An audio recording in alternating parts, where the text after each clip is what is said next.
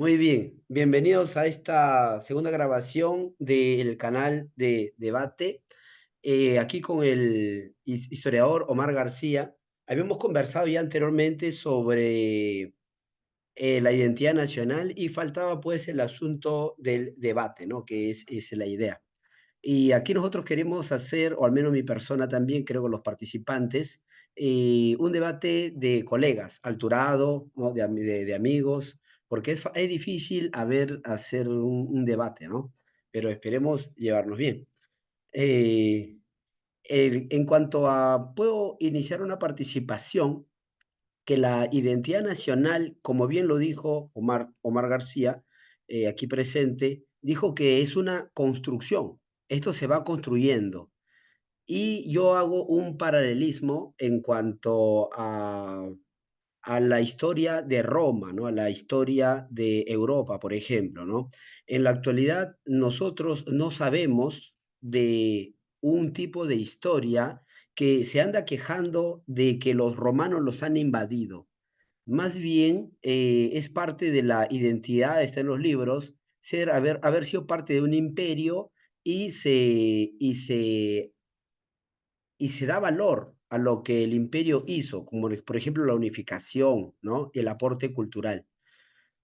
Pero yo lo que observo a lo largo de los años es que los colegas de historia en el Perú reciben una formación desde la universidad, inclusive desde las academias, así eso lo muestran, de que hay un rechazo sobre la formación, la estructura histórica de los diversos elementos y aportes históricos de nuestra cultura. El caso más concreto es, de hecho, el aporte español y sobre lo intrínseco de España, que es pues la Iglesia Católica. Es algo importantísimo que hasta el día de hoy es parte de nuestra identidad cultural, que es, por ejemplo, el Señor de los Milagros, como se dice, una de las procesiones o la mayor procesión del mundo.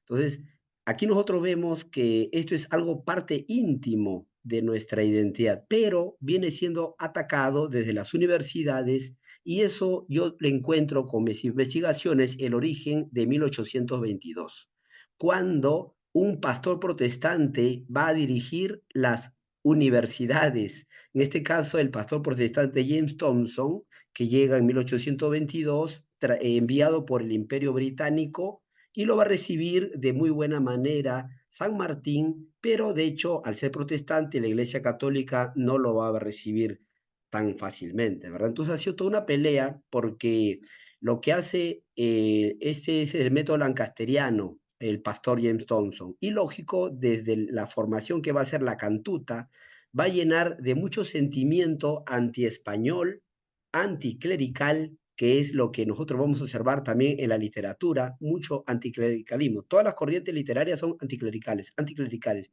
Eso llama fuertemente la atención, no es casualidad. Entonces, desde las cátedras se van a formar por los protestantes, de hecho, siempre en contra de la Iglesia Católica, en contra de España, ya que también fue un enviado británico, enemigo lógico de España. Y entonces, yo quisiera compartir con el maestro Omar su opinión, porque esto me llama fuertemente la atención. Número uno, el que se rechace el aporte como en otra cultura no se realiza y no se valora, dado que España, si lo comparamos cómo era España y cómo era el Tahuantinsuyo, vemos una distancia abismal a nivel cultural. ¿Ah? Entonces yo mi participación es de que España hizo un gran aporte cultural.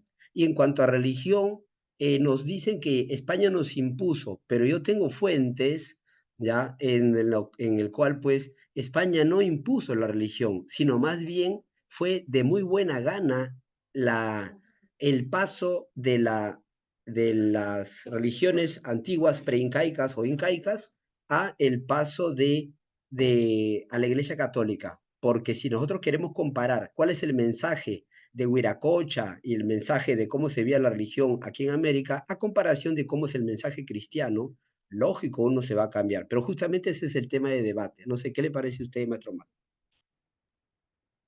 ¿Qué tal? Buenas noches, maestro Roger. Un gusto nuevamente poder debatir con usted. Ante todo, la disculpa porque mi cámara no está habilitada, pero espero que se me escuche bien. Muy bien, muy bien. Excelente. Ah, puntos en los cuales usted ha mencionado que, bueno, concordamos, creo que ya es parte de o debería ser parte de un nuevo discurso histórico, el hecho de conciliar los aportes culturales, tanto autóctonos como también hispanos. Eh, tenemos que hacer un nuevo discurso, tenemos que enfocar de una manera conciliatoria todos los hechos y acontecimientos históricos que han ido marcando el devenir de la formación de la identidad peruana.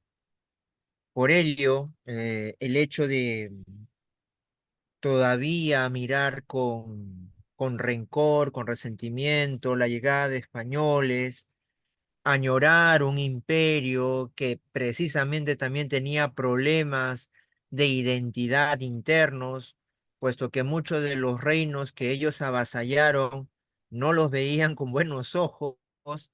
Entonces es una situación realmente pues que ya nosotros debemos de superar, nosotros debemos de conciliar todos aquellos puntos que nos unen y claro, aprender de aquellos puntos que han sido motivo de errores realmente, pues, en algunos casos muy violentos, pero en la mayoría de los casos políticos, es decir, en la forma como se ha organizado el Estado peruano, en la forma tan improvisada, tan, tan,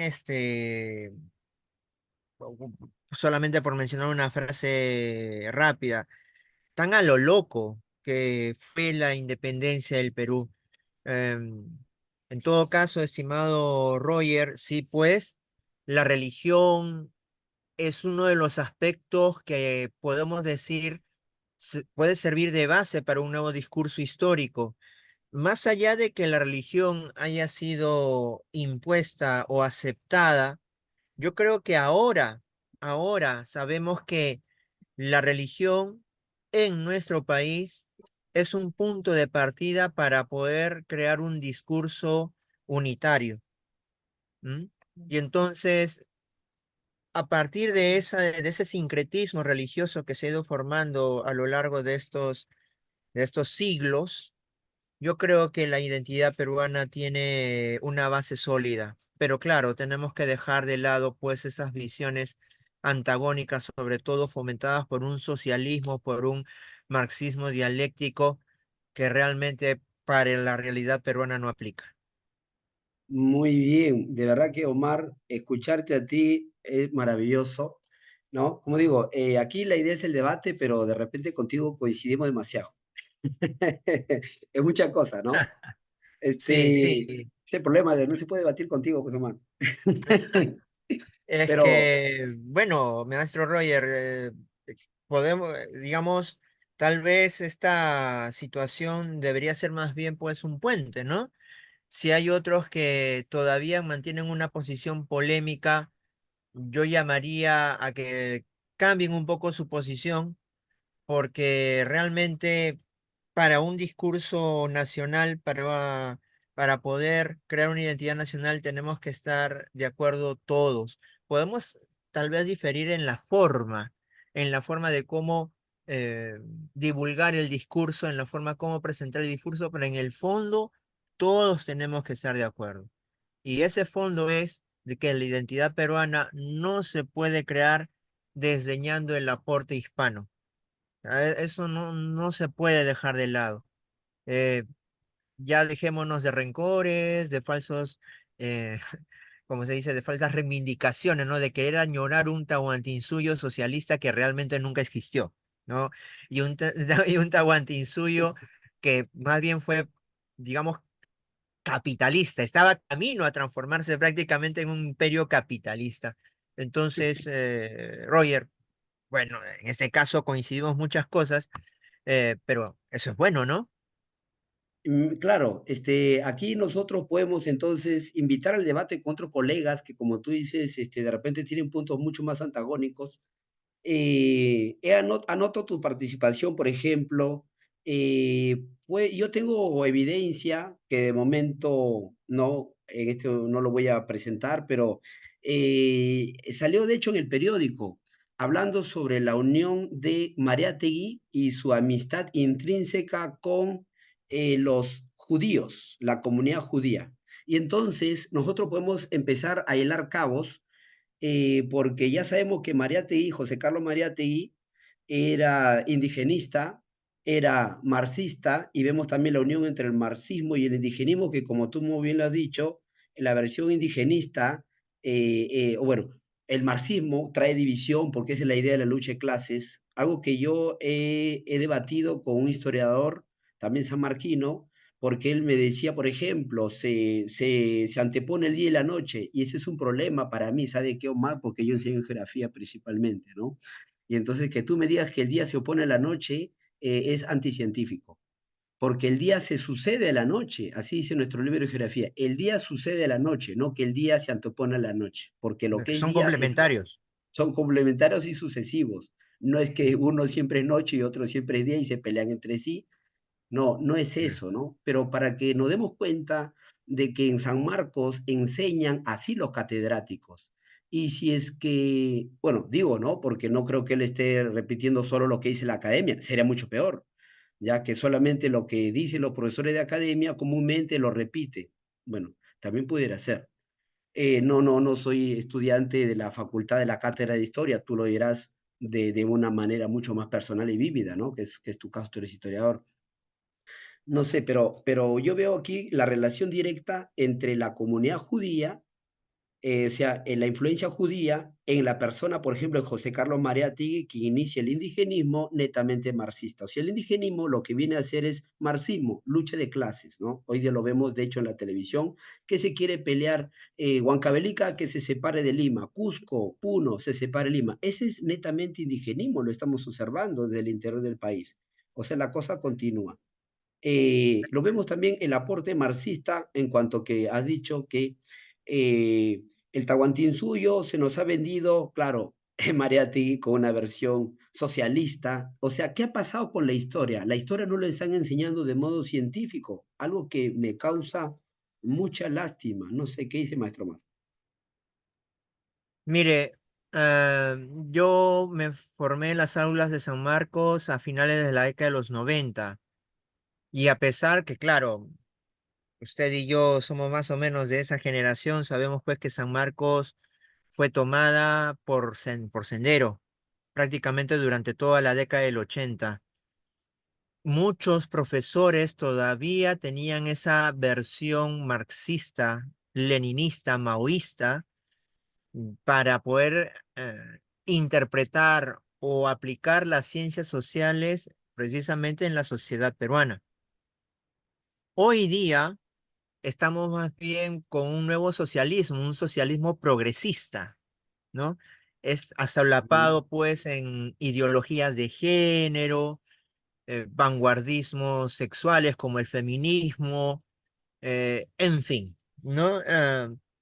Desgraciadamente, mucho del marxismo ha quedado enquistado en San Marcos y bueno, es muy difícil porque estas vacas sagradas o chivos sagrados, no sé cómo decirlo, Y ahora es chivo, ahora son chivos. eh, pues están ahí y no hay visos de que hay un recambio generacional. Y como ellos están tienen el control de la facultad, pues ellos pues pueden, mm, a través de una especie de censura, elegir qué artículos se publican, qué cursos se dictan y la forma, el marco teórico en el cual se dictan estos cursos. Omarcito, no, Eh, Sí. discúlpame, no quiero que pierdas la idea porque tú estás revelando cosas, no sé, herejías, estás siendo un hereje acá en la historia. Porque así le han dicho a Capitán Perú. A Capitán Perú, Rafael Aita, que está brindando descubrimientos, informaciones, digo yo, ¿no? Para ustedes de Ujú. repente no es nada nuevo. Pero él nos está diciendo bien claro que los historiadores, porque él también es profesor universitario, le han dicho los catedráticos que él hable por boca de ellos. La censura que presentan, no pueden decir la verdad porque los votan de las universidades. Es increíble.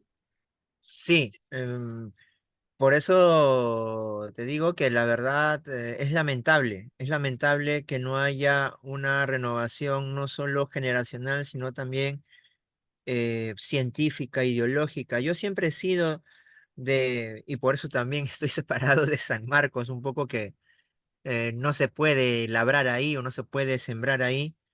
Yo he sido de la idea de que las ciencias sociales no pueden tener, si bien podemos tomar algunas cosas de la filosofía o de la ciencia europea, nosotros no podemos pretender aplicar marcos teóricos europeos y norteamericanos a la realidad peruana.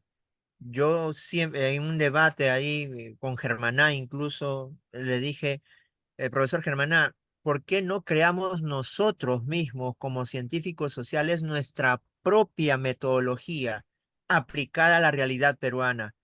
Una realidad que no calza ni con el marxismo y tampoco con el estructuralismo. ¿Por qué nosotros no podemos crear, formar un nuevo conocimiento a partir del estudio, de la investigación de nuestra realidad? Pero no podemos todavía decir que los 7 ensayos de interpretación de la realidad peruana de Mariátegui todavía sirven para poder conocer la realidad peruana del siglo XX. Eso está mal. Mariátegui tuvo su tiempo y va a interpretar, claro, tuvo una influencia marxista, va a interpretar su realidad con este tipo de visión, pero ahora ya no se puede hacer eso. Nosotros los científicos sociales tenemos que crear una estructura filosófica peruana, crear un discurso científico peruano, o sea, empezar a utilizar el cerebro, porque si nosotros pensamos que los filósofos del extranjero son los que nos van a traer la interpretación de nuestra realidad, estamos mal. Muy bien, lo máximo. Como repito, estás diciendo tú algunas herejías, diciendo que hay un control, una censura en San Marcos, que no se está dando un cambio. Son cosas fuertes, ¿ah? Que hoy el marxismo ha mutado o ha continuado su, ¿no? su discurso con el socialismo progre, feminismo, el género. eh, Gramsciano, ¿no? Gramsci, que es este filósofo, bueno, marxista italiano, eh, trasladó la lucha de clases a la lucha de sexos, ¿no? Eso justamente. Estaba conversando hoy día con los queridos estudiantes porque ellos creen, porque así viene la masa a creer lo que escucha, de que hay un machismo. Yo tengo ahí, no, ese será un tema de debate particular sobre el machismo. Cuidado con masa, masa es el Ah, término socialista para decir pueblo. En todo caso, podemos hablar de que los jóvenes o ciudadanos en formación están, pues, caramba, a merced, a merced de estas ideologías que en vez de impulsar una evolución, caramba, te, te dejan en la edad de piedra, ¿no? Te dejan en la edad de piedra. Por favor, continúa, Roger, dime. ya, muy bien. Este, Lo que pasa es que había hecho yo una acotación, no sé si tú estabas enterado de que la educación en el Perú fue destruida en tiempo de 1822 por mano de San Martín, que evidentemente tiene una mano británica detrás, ya se lo vemos por el ejército, y desde ahí entonces la educación nacional va a cambiar el discurso, ¿no? Por ejemplo, nosotros escuchamos, dice, que va a votar los profesores de San Marcos. Este pastor protestante va a expulsar, es la segunda expulsión que se hace tras la expulsión de los jesuitas. Los que quedaron van a ser expulsados y van a ser colocados alumnos en su lugar, el método lancasteriano. ¿De esto alguna vez te han hablado en la universidad, Omar? No, pero yo lo sé por propia investigación. Recuerda que cuando uno está en la universidad, si tú no lees, pucha, te quedas, pues se te queda con lo que te dicen los maestros y bueno, pues no aceptas, ¿no? Pero la intervención británica es algo que lamentablemente no se ha estudiado a fondo, pero de que hubo, hubo. O sea, eso no se puede negar, que el Imperio Británico, estamos hablando de de una revolución industrial, de una primera revolución industrial que obliga a buscar primero materias primas y segundo mercados para sus mercancías. O sea, ya no hablamos de un colonialismo militar, como pudo haber sido el imperialismo o la expansión imperial española, sino hablamos de un colonialismo económico. Y claro, estamos hablando de ideas racionalistas, ideas de la Ilustración. Por ahí los Rosacruces, los masones van a buscar quitarle a la Iglesia Católica el monopolio de la educación y el monopolio del conocimiento. Em, Tanto tú como yo sabemos que ha habido errores grasos, pero en el caso del Perú, la Iglesia Católica, que tenía el monopolio de la educación, incluso aceptó algunas ideas de la Ilustración para poder fomentar la investigación. Eh, la Sociedad de Amantes del País y el Mercurio peruano son prueba de ello. Estamos hablando de un despotismo ilustrado. Y en el caso del Perú no había de otra, porque quienes sabían leer y escribir eran los criollos y los burgueses que en ese momento estaban comenzando a crecer. En todo caso, Roger, eh, yo te puedo decir que San Martín va a establecer medidas para que el expansionismo inglés pueda echar raíces en el mercado interno peruano, sobre todo en los puertos. Recuerda que el Perú no tenía una gran población. Se hace algunos datos estadísticos que el Perú con las justas podía estar llegando a los 2 millones de habitantes, un Perú que era, digamos, mucho más grande que el que hoy día nosotros tenemos. Y bueno, lo que le interesaba al Imperio Británico era tener el control de los puertos del Pacífico. ¿M? Y entonces la educación peruana, y tú sabes que es uno de los sectores más importantes para el desarrollo de un estado, va a ser tomada con el objetivo de crear personas o burgueses que acepten lo inglés como lo, digamos, como lo último del desarrollo, que los ingleses son pues los que impulsan el desarrollo mecánico y hay que ir con ellos de la mano para también poder ir desarrollándonos. O sea, no fomentan la inventiva, no fomentan la crítica, pero fomentan el memorismo, fomentan pues una exaltación por lo extranjero y claro, recuerda que Monteagudo expulsó prácticamente a todos los burgueses criollos españoles, o sea, no permitió que los españoles quedaran acá, comerciantes que estaban creciendo. Entonces, los pocos que quedaron, pues se plegaron a a la ola, perdón, británica. Así fue, mi estimado Roger. Me has dicho un apellido muy interesante para investigar mucho más, ya, pero es cierto. A ver, eh, empecemos con lo que has dicho sobre el colonialismo militar español. Pero según nuestros conocimientos, sabemos que España nunca mandó a su ejército, conoció como los tercios. A el Perú apenas llegan 180 españoles, que eso no era el ejército, no eran los militares de España, más bien tú bien sabes que era una campaña, al principio cuando llegan estos llamados conquistadores, llegan de modo particular, inclusive endeudándose en España, por eso también su avidez por devolver los préstamos que se habían hecho, ¿no?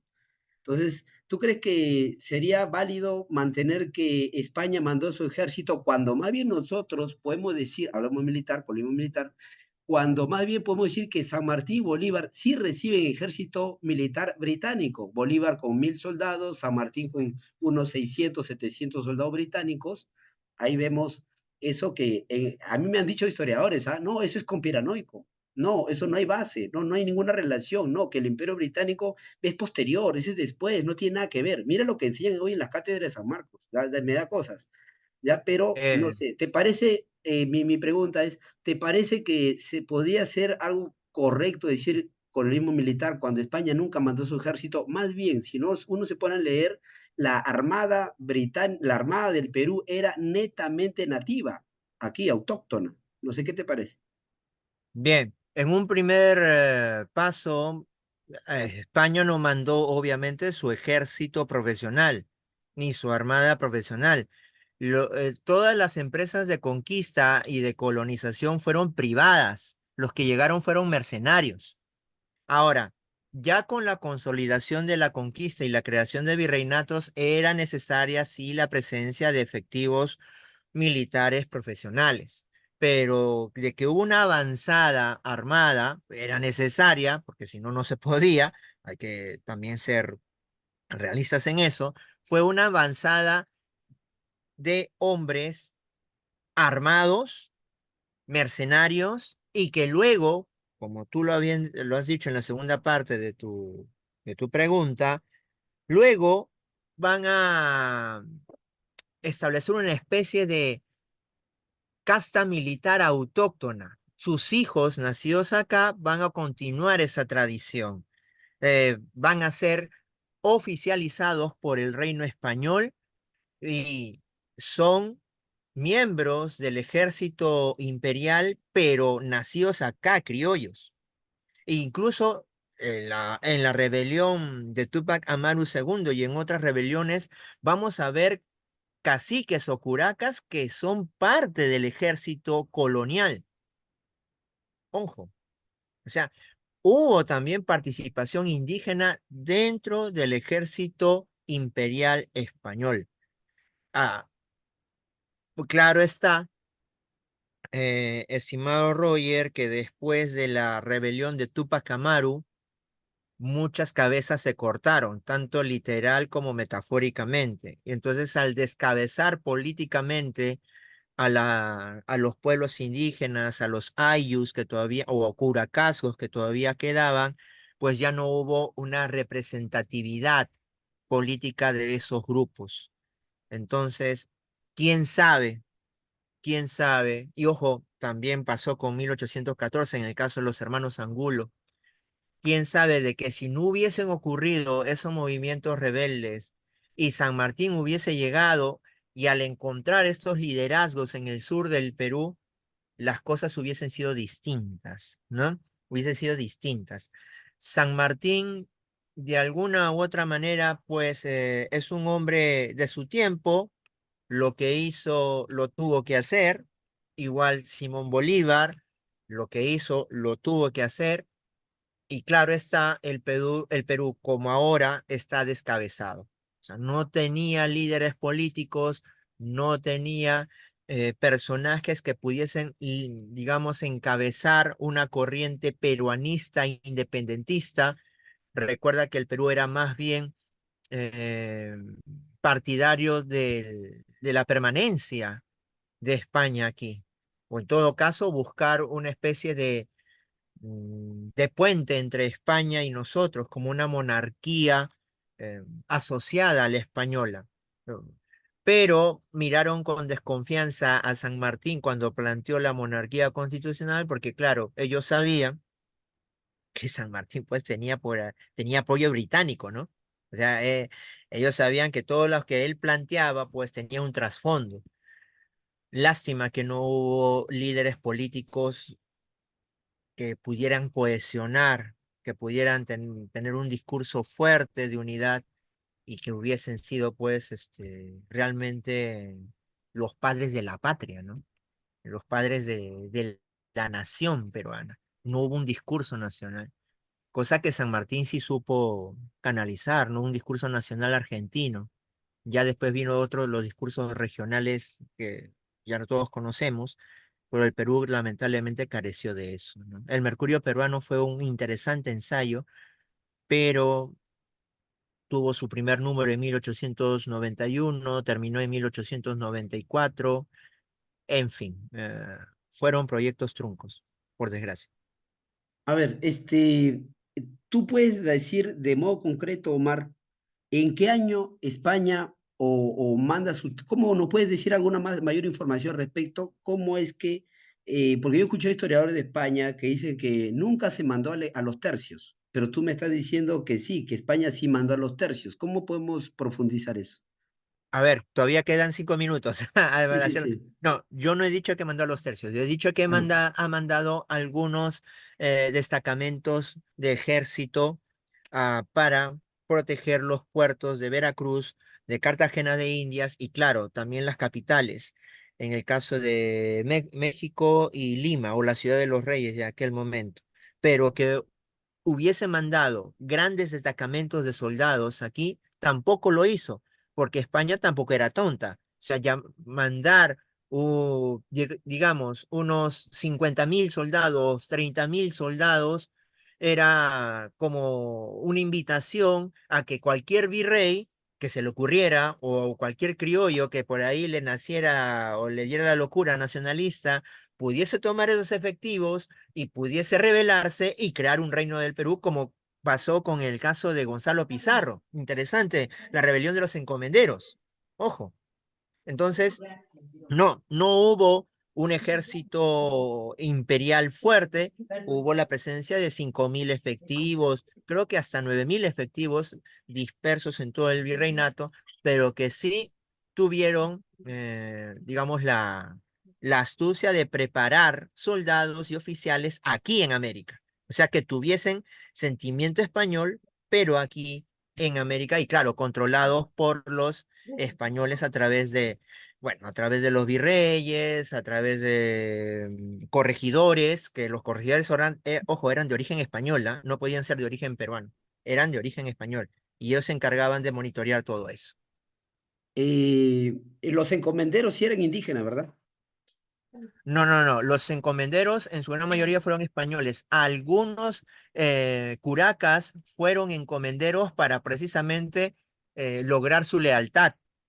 El caso de Zairi Túpac, por ejemplo, uno de los incas de Vilcabamba, obtuvo la encomienda de Yucay y él abandonó la rebelión y se declaró vasallo del rey. Entonces, sí hubo encomenderos indios, pero claro, para poder estar de parte del rey, como una especie de soborno, de pago por su lealtad. Eh, ese justamente es uno de los puntos de quiebre donde se pudiera abrir un debate sobre si es que nosotros éramos España o si es que nosotros éramos colonia. Ahí está un debate, Omar, ¿ah? Yo he hecho algunos videos y lo he compartido también aquí en el canal, argumentando que Perú no era una colonia, que Perú era un reino, y voy a profundizar mucho más eso, ¿ah? Pero ahí está Eh, el tema, querido Omar. Ahí está el tema. sí. Si es que Ujú. consideramos que el Perú es una colonia, entonces vale tu argumentación de que España no quería tal y cual, pero si es que llegamos a un punto, y eso podemos conversarlo, si llegamos a un punto donde decimos el Perú no era una colonia de España, sino que el Perú era la misma España, entonces, ¿valdría ese tipo de argumento en el cual decimos que España no le convenía y tal y cual? O sea, ¿será lo mismo o no? Si llegamos a la conclusión de que el Perú no era una Mm, colonia. no, no, no. Es colonia porque obviamente tenía autoridades nombradas por el rey español. O sea, dependía de la metrópoli directamente. Políticamente y administrativamente es una colonia. Ahora, reino. En un inicio se le llamaba los reinos del Perú, ¿no? E incluso Pizarro los denomina así en la capitulación de Toledo. Así que, bueno, una vez que estos reinos fueron conquistados, ya formaron vasallos, ya se formaron como vasallos del imperio, del rey español. Pero vasallo Ojo, no porque significa lo que hoy llamamos ciudadano, no es un equivalente vasallo de ciudadano. no, vasallo era aquel que tenía que darle su lealtad completa a su señor, apoyarlo económicamente en todo, militarmente en todo, darle consejo, todo, y obviamente seguir sus directivas Pero los y pagarle peninsulares un no eran tributo por también su protección. vasallos. ¿Perdón? Los peninsulares no eran también vasallos, Los peninsulares eran súbditos. no vasallos. Sú- No. No, no, no, súbditos. En el caso de los indígenas y en el caso de los españoles plebeyos son súbditos, pero los incas o los señores étnicos del antiguo Perú son vasallos, por eso se reconocen a ellos como nobleza indígena, Lo como podemos indios de la seguir, Omar, nobleza. o no? ¿Podemos seguir? Porque se acabó el tiempo, ¿o no? ¿O para otro día? Pues claro, podemos seguir, no hay ningún problema. Ya, a ver, ese tema está interesante. Ya, muy bien, ¿ah? Seguimos esa idea que está, pero fundamental. Gracias, gracias. Ajá.